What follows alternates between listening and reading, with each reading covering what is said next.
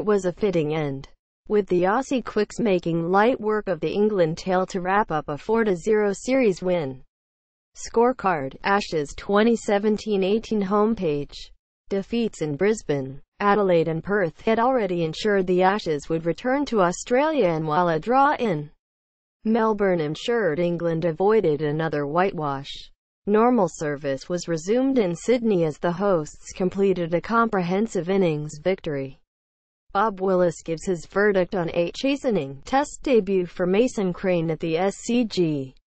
Once-in-a-generation batsman Steve Smith, and why. Ultimately, it was men v boys for so much of the series. Bob on Australia's dominance. There have been three big differences between the sides. Really. Apart from Alistair Cook, the lack of big innings from individuals in the England side, the lack of pace in the England attack, and the paucity of spin in England's bowling as well. It was great to see Mason Crane make a debut, but on a turning pitch he got 1-193. So that's about the top and bottom of it. They were completely outplayed from start to finish. People said that England got themselves into matches, but when they were getting 320 or 340, the opposition were getting 200 more than that. It was men v boys. At the end of the day, Bob on the Marsh brothers. Usman Khawaja in England's ineffective bowling. If you think that the likes of Usman Khawaja and the Marsh brothers were all walking the Test match tightrope coming into this series, it shows how ineffective England's bowling attack was when guys who hadn't really proved themselves in all conditions in Test matches were suddenly scoring runs for fun. I suppose that they've had 5 or 6 goes, but the England bowling attack was so friendly that they were able to make hay at different times. In Adelaide and Melbourne, in a defensive mode, and both of them in a reasonably aggressive mode, although the run rate wasn't all that scintillating until the final overs. At Sydney, they played responsible innings and England couldn't do anything with the ball, so the players who hadn't really shown before were able to show all their talents. The senior England bowlers couldn't get the ball to swing or seam. The backup seamers, Craig Overton, Chris Wokes, Tom Curran and Jake Ball, tried their hearts out, but they were completely ineffectual on the Australian surfaces with the kookaburra ball, so life was sweet for the Marshes and the other, you might say, lesser Australian batsmen after David Warner and Steve Smith. Bob on Joe Root's conversion conundrum and captaincy. 50 after 50 but not going on to make a big 100 is a little bit of a concern for him. I don't think that's got anything particularly to do with the captaincy, although I know from personal experience that when you're on the no side of an Ashes defeat in Australia, these things do get to you mentally. People have said that he hasn't sought advice from past captains like Mike Atherton or Ian Chappell, but he wanted to plow his own furrow. He knew how difficult it was going to be. From a batting point of view, he'll be particularly disappointed not to have registered a lot more runs on those pitches, which, for the most part, were ideal for batting. He never looked in any real trouble. He just found ways of getting out, which was very unfortunate for him. As the leader of the pack, I don't think his head dropped at any stage, and he tried everything he could as captain. I'm sure he will have learned valuable lessons from the experience, and he'll be hoping for a quieter time back in England against Pakistan and India. Although I'm not sure against India that'll be the case. Africa versus India live on. I think it is true of all the England players. They gave all they had to give, but there was absolute light years between the teams in terms of quality. Bob on the phenomenal Steve Smith. He very much proved himself to be the best batsman in the world in this series. It is amazing to see that unorthodox technique being so successful. He's scored runs everywhere now, and his returns are just phenomenal. Averaging mid-60s in the modern game is just amazing. It was interesting watching the coverage when Hot Spot was on. Every time you saw him play a shot, it was hitting the middle of the bat, perhaps apart from a couple of drag-ons at Adelaide and Melbourne. Every other shot seemed to hit the middle of the bat. He is a once-in-a-generation player, maybe even a once-in-a-century player, and the likes of Virat Kohli, Root, Kane Williamson and Cheteshwar Pujara have got a very tough act to follow if they want to rub shoulders with him at the top of the batting tree. Worldwide, Bob on Australia's bowling attack. The quality of the bowling attack has made captaincy pretty simple for Smith. He ran out of ideas on the porridge pudding that was Melbourne. Nobody was going to get 20 wickets on that pitch in a hurry. Of course, he was without Mitchell Starc in that game too. I've always been quoted as saying a captain is only as good as the bowlers he's got. Mike Burley went down in English cricketing history as one of the great captains. He had both them and Willis at their absolute peak, so it is a big help to any captain. And although I thought Jimmy Anderson was outstanding in terms of effort, consistency and accuracy, when Root's two senior bowlers aren't taking wickets, then it's a devil's own job to captain a side.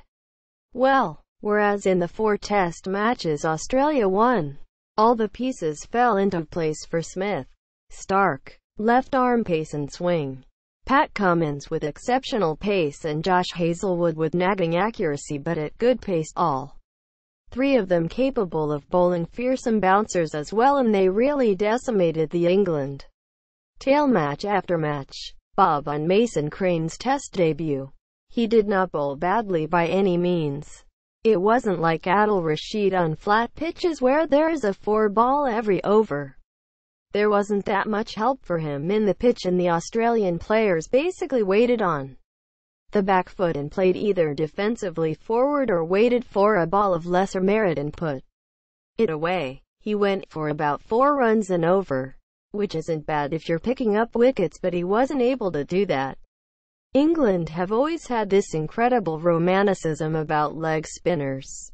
We've seen Rashid, Scott Borthwick, Chris Schofield, Ian Salisbury, and none have them actually cut the mustard for any length of time.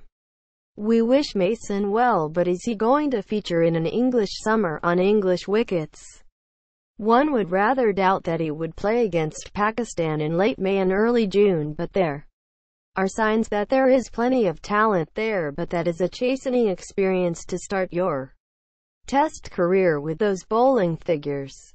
It is unlikely that the pitches in New Zealand are going to be spinner friendly, but I think they would probably be worth another go.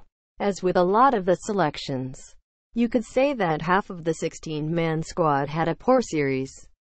But who are you going to replace them with? I don't think Crane was a major culprit by any means, but as I said at the beginning, I think England tried their guts out and they never gave up.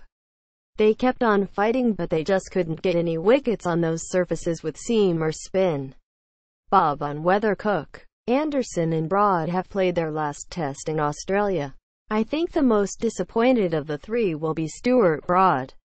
He came back with a bit of a bang at the MCG, but his return will have disappointed him, and it must have been galling to see the Aussie bowlers make hay where he couldn't make any impression at all.